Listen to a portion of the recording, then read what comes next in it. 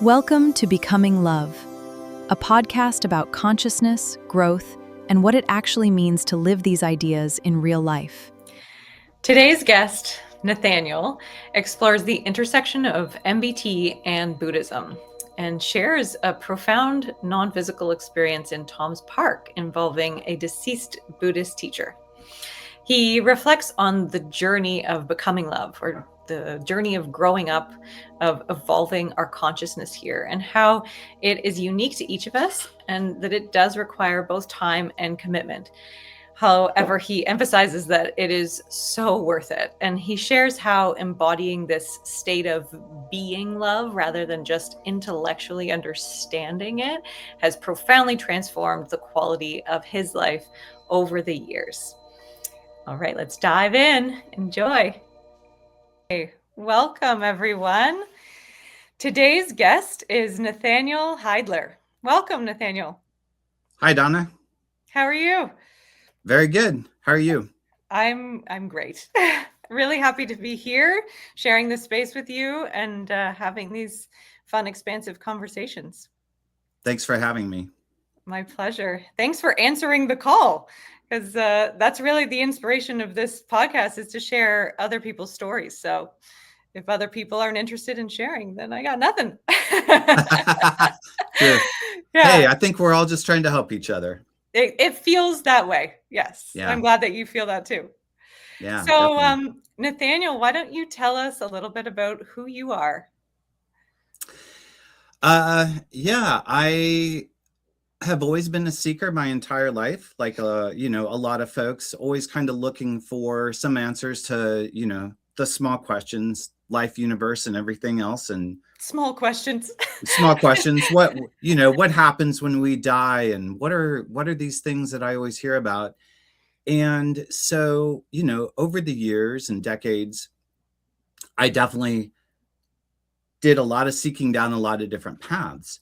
And coincidentally, around 2012, maybe, is where I started to notice there was a lot of content on YouTube. This was starting to really come up. And around 2013, I discovered both a Buddhist book and Tom's My Big Toe. And I thought, well, this is interesting. So here's a physicist who's talking about all of these things that I've read about and some that I'd experienced over the years. And then here was somebody that was an authoritative Buddhist figure. So what happened was I really kind of began going down both of those paths simultaneously, kind of exploring what each had to offer, and then eventually arrived at a point where I saw that there was a lot of overlap between the two, both from a knowledge perspective and also from, more importantly, experiential. And what I found is that a lot of the things that Tom was talking about, particularly around intent and beingness, I was finding that also in the Buddhism practice that I was doing. And so here we are in 2026, it's been over a decade, and I've kind of reached a point where I would say that I've integrated both my big toe and the Buddhist practice together. That's beautiful. And one of the very big ahas about that is in the Buddhist practice that I do, one of the foundational meditation practices is radiating loving kindness to other people and to yourself.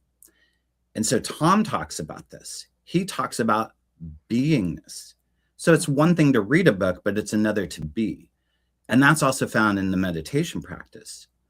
So I had a very interesting series of coincidences where it was just like right place, right time, right thing said.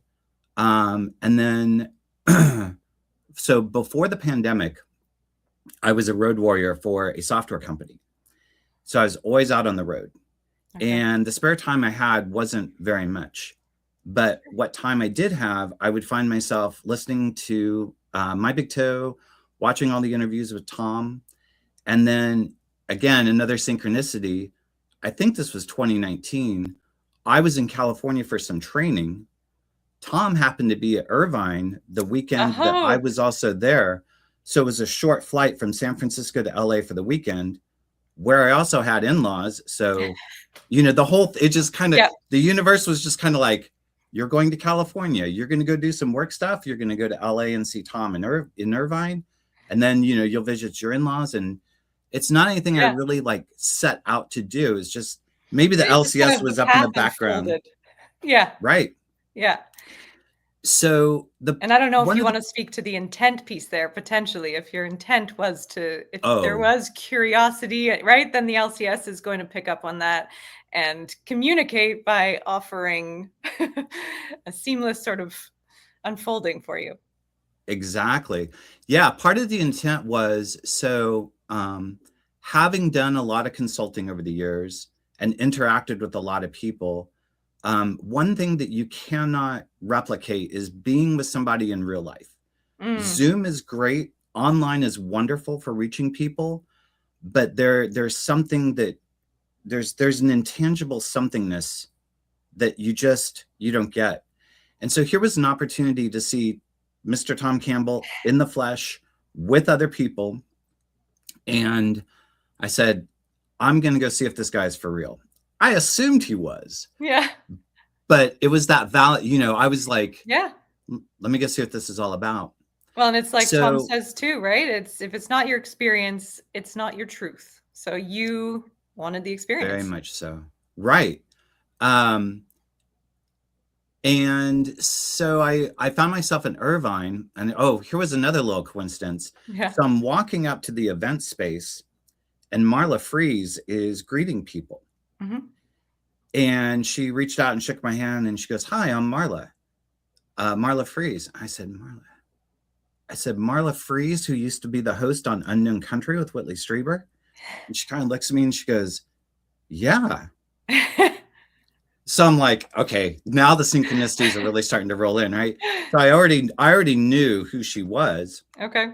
I had never met her, but it was just another one of those validations, like, yeah, you're in the right place. Right. So over the weekend, pardon me.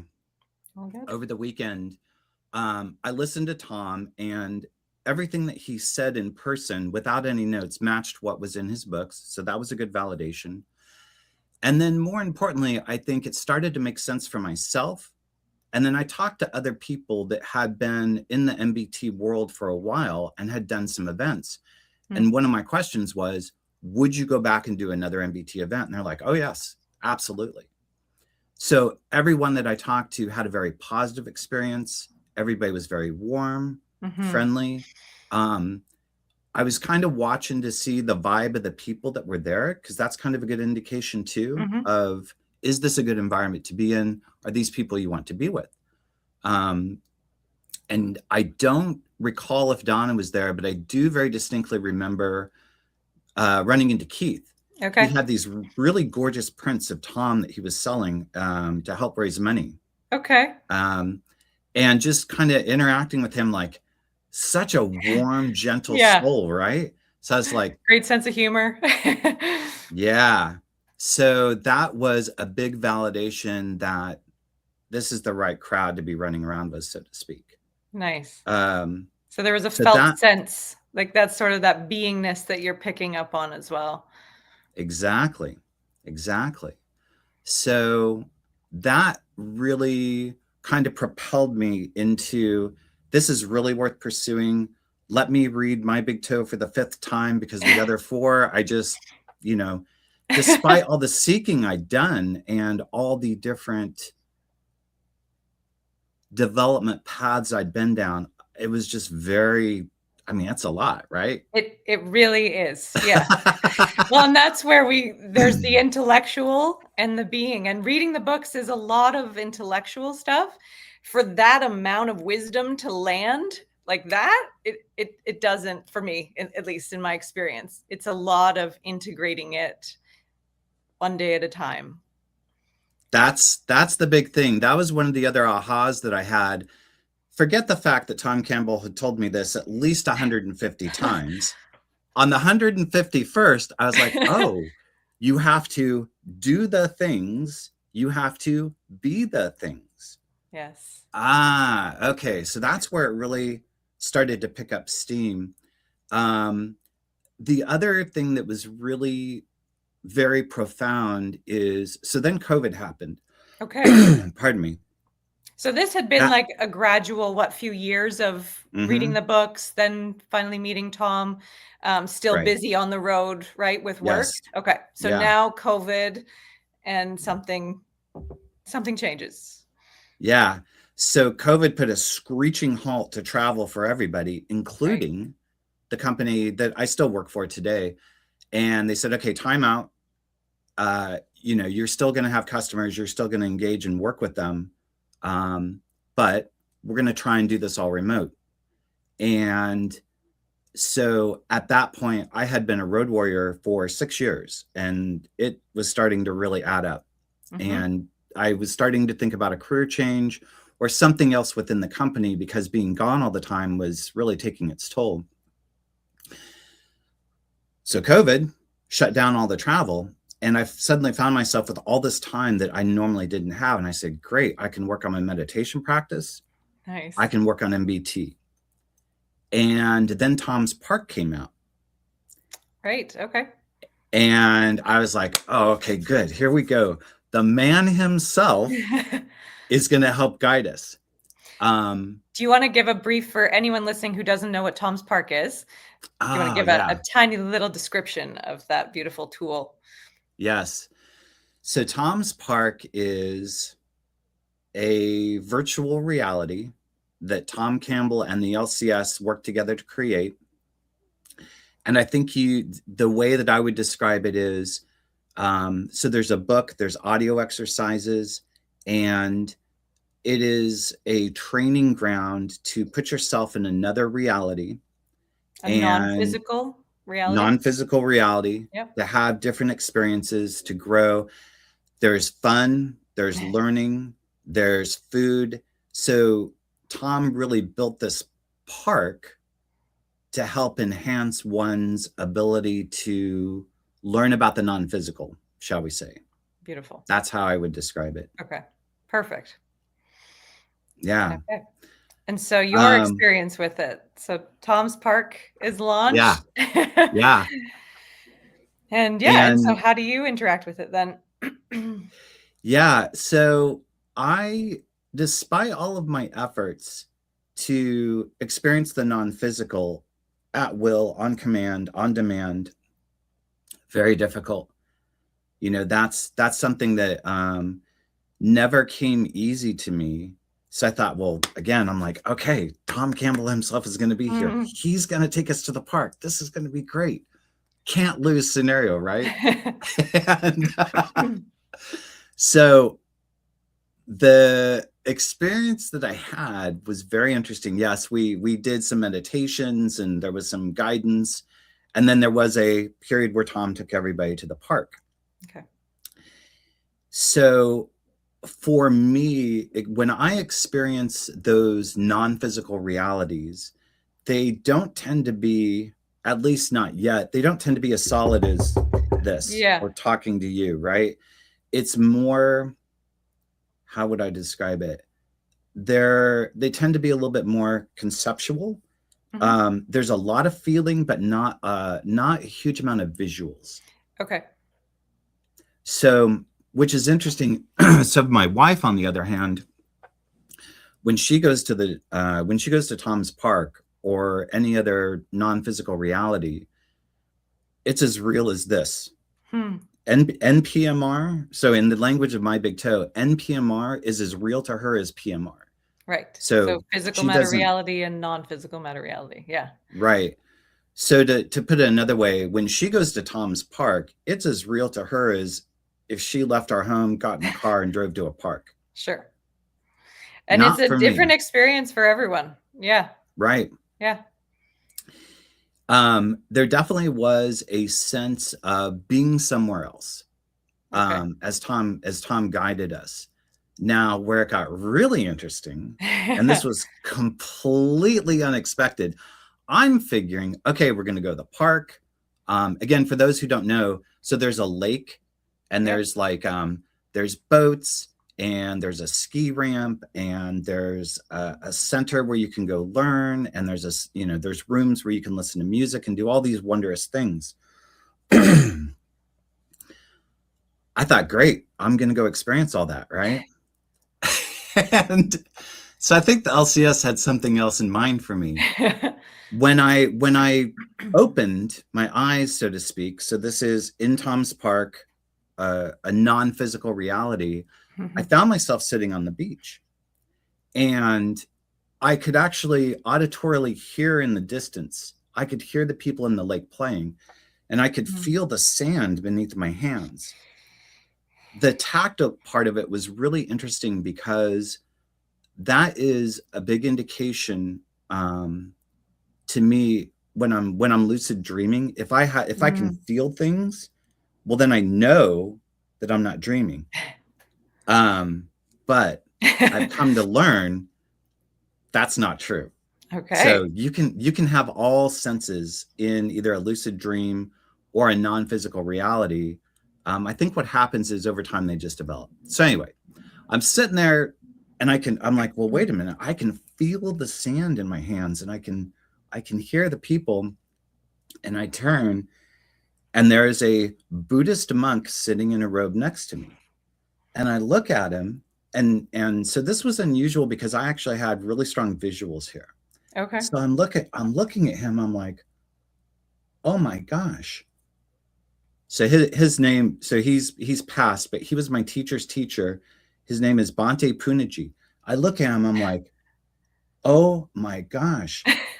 I'm staring wide-eyed. I'm like, what in the world is Bhante Punaji doing in Tom's Park? Because right, like these are like two different worlds that don't collide. Yeah. And I'm just kind of staring at him, and he's very serene and peaceful, and he just kind of looks at me. And I look at him, and I'm like waiting for him to, like, give me Initiate. some profound wisdom. Yeah, right. Yeah. Hey, okay, waiting for the wisdom of the universe to unfold, and looking at, and he just kind of looks at me and he goes, yeah, and smiles. And he also said, so it was interesting because it wasn't, his lips didn't move. This was almost like a transmission. Yeah. Okay. He also said, yeah, all of these sensory experiences. And he kind of smiled as if to say they're interesting, but not the crux of the matter, right? Like this is all really super cool. It's fun. It's interesting, but there's more beyond this. And and I think what he was kind of tipping me toward is that beingness. Right. Yeah. Those experiences are fun and can help us develop these abilities, but also our quality of consciousness when there are messages like that relayed. And that there's perhaps something more important. And what you're saying, is that beingness. Yeah, 100%. So the way I took that is, and you hear this a lot from anybody that's kind of a wisdom teacher, or there's somebody that's been practicing meditation for a long time, or they're really into whatever religion they are. Pardon me. It's not so much about the doing, it's about being. Yet you can even see in other traditions, like the Hindus talk about this. I think even some native, like indigenous religions talk about, as all these things light up, and suddenly, maybe you can see an aura, or maybe you can hear somebody's, they're like, that's interesting, but that's not what it's all about. You're not here to develop those abilities. Right. It's becoming. And so that's where all of this has kind of led me in present day. Is I'm much less concerned about what's going on in NPMR. And I don't have nearly the drive that I used to try to force that experience to happen. I'm much more interested in right here and now. Or is there a way that I can help people suffer less in the world by helping them learn meditation, or just listening to them? Sometimes that's all people need, is just to be heard. So I think the net of it is, from my perspective, yes, all of that stuff is very real. Interestingly enough, there is if you go back to the canonical writings of the Buddha, he actually describes all of these other realms that sure sound an awful lot like what Tom's talking about. So again, I saw this cross-pollination of, oh, I think everybody's kind of going toward the same thing. There's little twists and turns, and of course, people have different methodologies to get there. But at the end of the day, it's being. It is. Yeah. That's profound. It's been a heck of a ride. Yeah. Yeah. Well, and I love that you speak to that, because I feel like some of us, we get caught up and we are seeking those experiences. And sometimes they do serve the bigger picture by cracking you open a little bit and allowing you to explore, okay, well, what does this mean? And what is my purpose here? And if I have these abilities, then what does this mean about reality? But then it all kind of comes back full circle to it's about the being level intent. It's the beingness. It doesn't matter. You could be a garbage collector, right? Or a school teacher. It doesn't matter what your job is. You don't have to have that like on your desk, like evolving consciousness. Like you can do it. It comes through in every interaction here, if that is truly where you are like resonating. Yeah, I did some kind of, Tom talks a lot about, there's one interview where he says, read my book. If it's useful, great. And if it's not, it makes pretty good firewood.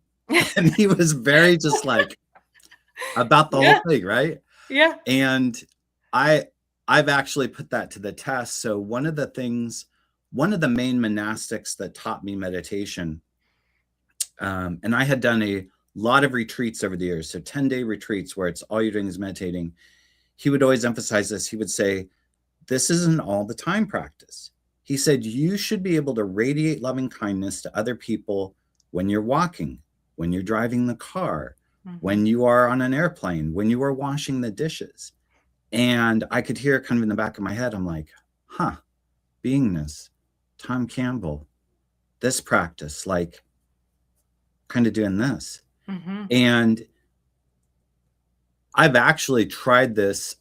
So there was a meeting that I was having with a bunch of people around a table, and the air in the room was pretty tense. There were a lot of people upset about things not going right. And one person had this opinion, another did. I said, you know what? I'm going to put this to the test. So I just started radiating loving kindness to everybody in the room. And let me tell you, it was palpable. You could feel the temperature in the room, kind of things would ease up. Wow. So, as an aside, there's a group in Colorado called HeartMath, and they talk about this effect as well, right? Totally. So there was my wife had done a lot of work with HeartMath, and as I'm describing these things to her, she's like, oh yeah, HeartMath knows all about that. She's like, they have a lot of scientific like data, right? Yeah. Right. For those who need it. There's a field, there's literally a field that comes out of you when you're heart-centered. And so again, that was kind of a intersection and validation of, well, here's some knowledge, put it to the test. Does it actually work the way it's described? Yes or no? Only you yourself can discover that. And so it's just been, the last couple of years have been a lot of just very playful, like, hey, this is interesting, and does this work? And that validation of, a lot of the things in my big toe, and also over here in the Buddhist world as well. And yeah.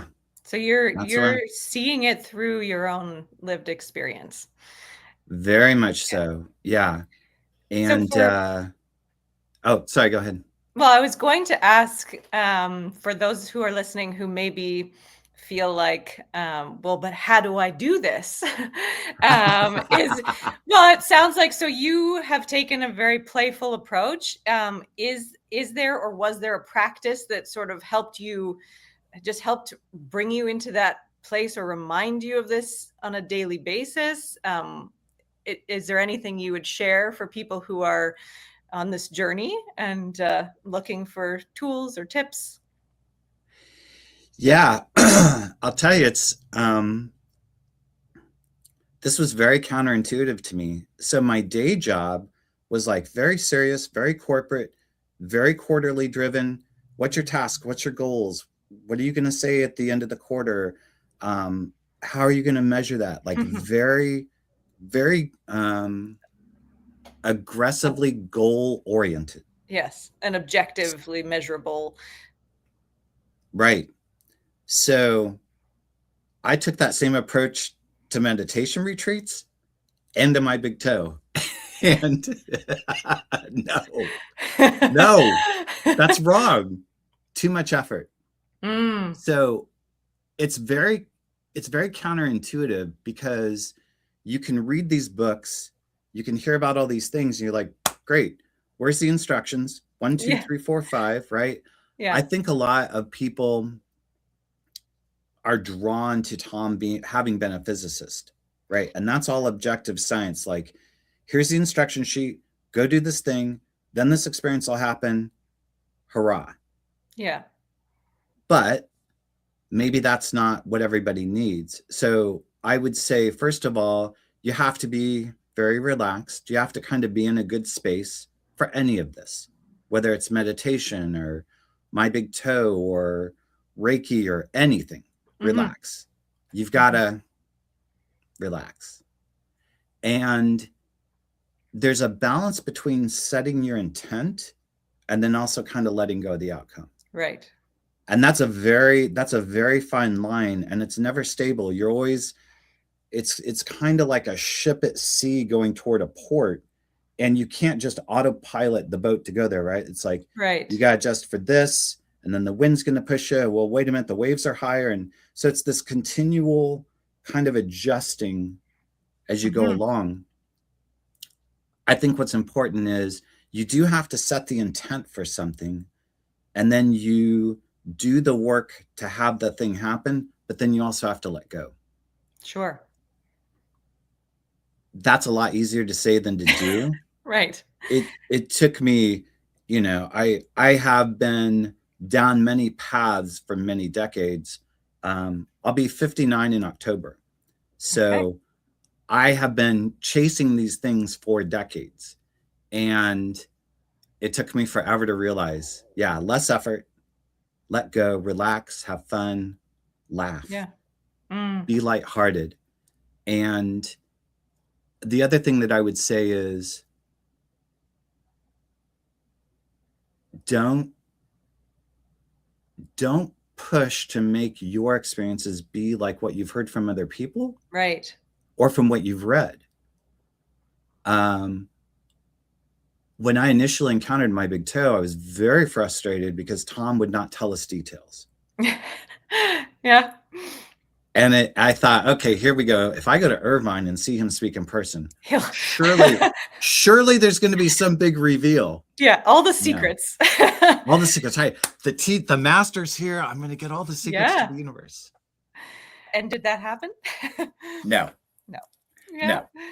No. In typical Tom Campbell fashion, he kind of talks around a lot of these things. Yes. And I kept waiting. I'm like, surely here we're in person. There's going to be some big, nope, same content as the books. But what was different is when you see somebody being in person, I was like, okay. I kind of get an idea where this is all leading. Right. So, in terms of tips and tricks and things, I would say, anytime you set out to do some kind of personal development, it's generally worth doing. Now, maybe it won't go as fast as you want. Maybe it won't produce the exact result that you want. There's always some randomness in all this. But what I can say after many decades of being a seeker, and deep diving into all of this stuff that we've been talking about, I can tell you for sure I am genuinely a lot happier person. I like to think that, you know, my beingness has become elevated a bit. Mm-hmm. We're all still human. Sure, I have Yeah. bad days, I have good days, right? But I think the set point that I'm at now is far different than what it used to be. Um, I used to be very, very angry about lots of things all the time. And people that didn't know me before I had done a lot of the meditation and MBT work, they're kind of shocked. They're like, really? I, I can't imagine you being like that. But yeah, Right. I really was. And I think that's why a lot of people come into these things, these arenas. They're looking for answers, right? They're suffering or they're upset or they don't, you know, there's something very deep rooted we want to resolve. Mm-hmm. And we're always looking for that answer. So it doesn't work, right? You can't just read My Big Toe and then the next day go have all these adventures, or, you know, watch a video for 15 minutes about how to meditate and then be able to sit for 3 hours. It just doesn't work like that. Anything doesn't work like that. It takes practice, and you have to stick with it, right? And a lot of the folks in the MBT world, you know, they'll talk about this too, right? It takes a period of time. You take the data in, you think about it a while. Oh, okay, that makes sense. This doesn't make sense. I have questions. And then you put it into practice. And that's the key. So practice, practice, practice. Beautiful. Yeah. And I feel like there's one common thread too that I'm seeing when you were initially or earlier, you were talking about that ship and how you're, you know, you've got that your destination, but you're adjusting. And so that made me think of feedback, because why are you adjusting? Because you're receiving feedback likely. And then same thing, what you were just speaking to around being angry and like the quality of your life, right? Your experience. Well, that's feedback. And that's something that Tom often talks about. I mean, that is this physical matter reality. It is this training simulator, and we have free will, awareness, and then we have feedback to make different free will choices to potentially change the course of or the direction that we are moving in. And it sounds like that's what you have been doing over decades, and that you are really living a different life now. Yeah, that is a very good description, very accurate. And yeah, I'll also say, you know, at first, the idea of this PMR being a virtual reality trainer, sure, it makes sense. There's a bunch of books, there's simulation theories, like, oh yeah, okay, we're living in VR. Yeah, that's cool. Yeah. But there's something that shifts when you actually put this into practice. And then, like you're saying with the feedback, right? Like when you're kinder to people, when your intent is good, when you want to give generously, all kinds of things open up. And it's not always like a one-to-one relationship, right? It's not like, okay, I did 1, 2, 3, 4, 5, and 6, 7, 8, 9 are going to happen. It's you do 1, 2, 3, 4, 5, and then these things just kind of open up for you. Yeah. So, yeah, I think it's all very worth doing, but it takes time and practice. And then, as we've been talking about so much, only your direct personal experience is your direct personal, you know, experience. That feedback loop for you is individuated for you. So, oh, that was the other big thing is, so Tom talks a lot about, you know, intuition. So did my monastic meditation teacher. As I got farther and farther into the practice, I would ask more and more questions, and there were far less answers. And he would say, well, lean into your intuition. What do you think this means? Or what direction do you think you should go? So at the end of the day, I think where this leads one is you get to clean everything up in your life, you know, become more of who you really are. And then you kind of become your own captain. And you develop that intuition, you develop that feedback loop. Now you can hear it. Now you can feel it. And then you can do a little bit of self-guiding of that ship. So, yeah. Yeah. And if Tom had given you all the answers, or anyone gives us the answers, we don't have the opportunity to develop that. And worse, we think that our experiences should match what they describe. Yes. Yep. Right. It's comparison. Yep. And that's a very tough thing, because you want that validation. You want somebody to say, yes, if you set your feet on the path to the Wizard of Oz, like, you will definitely get there, and this is what it's going to look like, and these are all you want that. But the best teaching is to just kind of put somebody on the path of whatever it is, and encourage them to keep going. And then eventually it'll all come together and make sense for themselves. Yeah, for sure. And what I'm seeing when you were saying that is that if you want your experience to be a specific way, or be like someone said, it feels like that's a lot of constraint. Like, that's a lot of limitations that you actually are putting on yourself, perhaps without knowing it. Yeah, I had a big taste of that very recently. Will and Brennan are doing a lot of workshops. Yeah. And I think maybe the first one I attended was about a year ago. And I was still like listening very closely, like, okay, well, it looks like this to them, and they experienced this. And then I realized I had to let go of that. Yeah. That's beautiful. And sometimes scary, letting go. Actually, that leads me to another question, because Becoming Love is the title of this podcast. It's kind of the part of Tom's model that resonates the most, because it speaks to our purpose here of lowering entropy, becoming love. And to me, on my journey, there's been a lot of what Tom might refer to as like the warrior's path, like finding the fear, facing the fear, like letting it go. Was that a part of your journey at all? Like, oh, huge. Yeah. Do you want to speak to that a little bit? Yeah. So I had a very unpleasant childhood, very rough, a lot of very tough emotions. And so I had got wired to kind of always operate from a place of lack, right? Yeah. So why was I working so hard? Why was I driving myself? Why was I trying to achieve? Why was I was always like the go-get person, right? I'm going to go get this thing, and this is going to solve my problem. And then when I developed myself enough to realize that was fear-driven, oh, okay, so I got to let go of that. So amongst some of the other things that I've done, there is a technique called emotional freedom technique, tapping. Yeah. Are you familiar with tapping? Yeah. So again, here's this kind of interesting confluence of events. I'm pursuing all the stuff that Tom Campbell talks about. I'm going on a meditation retreat, and I'm stuck. And my teacher said, you're too wound up with all this unprocessed stuff. You need to step away and do forgiveness. And I had done some EFT in the past, and so I went back to the person that I'd originally done some with, and I'm like, hey, I'm really stuck. I'm feeling this over here. My meditation teacher is saying that. And he said, okay, no problem. We sit down.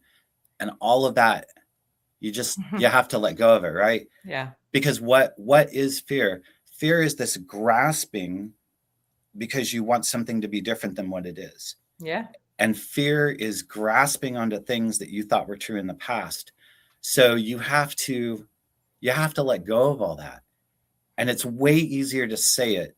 And it's way easier to describe it when you're on the other side, because it's not easy. I mean, it's a lot of very tough emotional churning to go through, but there is an end to it, right? You do eventually reach a point where you let go. If I may, so there's another thing that ties right into this. So one of the big things that has been a big aha for me about both MBT and meditation and some other things is, what are you left with when you have let go of all this stuff and your fears? Who you are as a person shines through. Who we are loving. We are kind. We have goodwill. we want to see other people succeed. And that's who everybody is. But sometimes there's just a lot of muck covering it all up, right? So as you go down your own personal path in life and you let go of that and you clean that up, that loving kindness shines through. And so becoming love, that's who you are already. Yeah. But maybe there's some things that you need to clean up or get unblocked before you can really radiate like that. And I think that's where this all leads is, and I've seen some monks who I think genuinely live in that state. They just radiate love. Yeah. They're not trying. They just are. Yeah. Yeah. Beautiful. Yeah, from my experience, it's a journey, but it becomes a lot easier to show up effortlessly or just naturally in that more loving, like beingness state when you have let go of all of everything that's clouding it. Yeah. And fear is a big one. You know, Tom Campbell talks an awful lot about letting go of your fears, and that fear is a test, and that's no joke. Right? That's no joke. I mean, forget all the wondrous NPMR stuff, right? Yeah. Like, are you afraid of a situation, or does some person make you fearful, or do you fear that, well, I could never achieve whatever it is, right? It's Even just a test. Are you worried about what other people think about you, right? Like, right. That's one of those simple little things that many, many of us walk through every day with that as just a natural part of our thought process. Right. Yeah. And when you let go of all that, you'd be surprised at what you can do. Mm-hmm. Yeah. Well, you spoke to that experience of you in the boardroom, right? And like just that in itself, right? Pretty simple. Yeah. Yeah. But like you're saying, not easy. I think when Tom talks about getting rid of fear, he doesn't tell us how to. There are many different ways, right? Different modalities and tools that we can use that will resonate with different people. But he says that I think the only antidote to fear is courage, and that I resonate with. Yeah. Yeah. Courage and persistence. You know, some fears are just something you can solve in an afternoon. Yeah. Some fears might take months or maybe even years to process and let go of. For sure. But eventually the energy runs out. And so, it's all worth doing. Yeah. This is wonderful. Well, it's been amazing chatting with you. Thank you for sharing all of your wisdom, Nathaniel. Thanks for having me. Yeah. I would love for you to share a little bit about what's going on in your life right now, some of your offerings. I feel like there's a little bit of a culmination that's happened this week that is worth sharing. Sure. So the short version is that I've been pursuing all of these modalities for, quite a long time. And I just had an interesting series of coincidences to step out and start teaching this year. So I've written a book called The Tranquil Mind. You can find this on Amazon. Or if you go to my website, thetranquilmind.org, I give the book away freely. So myself and a group of people who have had similar journeys and experiences, we have banded together, and we are now teaching the meditation practice that we were taught. So it's the pay it forward, giving back to the world type thing. So all of the books, all of the classes, all of the training, all of the time with teachers one-on-one, that's all free. Oh, wow. There's no charge for any of it. Our goal is that we want people who are looking for it to be able to find it. So if you're looking to develop a meditation practice based on loving kindness, that being level of how do you be loving and kind, that's what we teach. And what's interesting about that is I didn't really set out to do this. It just kind of all unfolded. And one of the big validations of that was about 6 weeks ago, I was at a meditation center with a monastic, and I started doing guided meditations. and teaching with this monastic, and realized, hey, I put in the reps, as I call it, for anything, right? Like I put in the reps. I've been doing this for a long time. There's a certain level of understanding that I do have, and now I can pass that on to other people. So my, all of my not work time is spent kind of running around the MBT world, and then kind of running around this meditation world.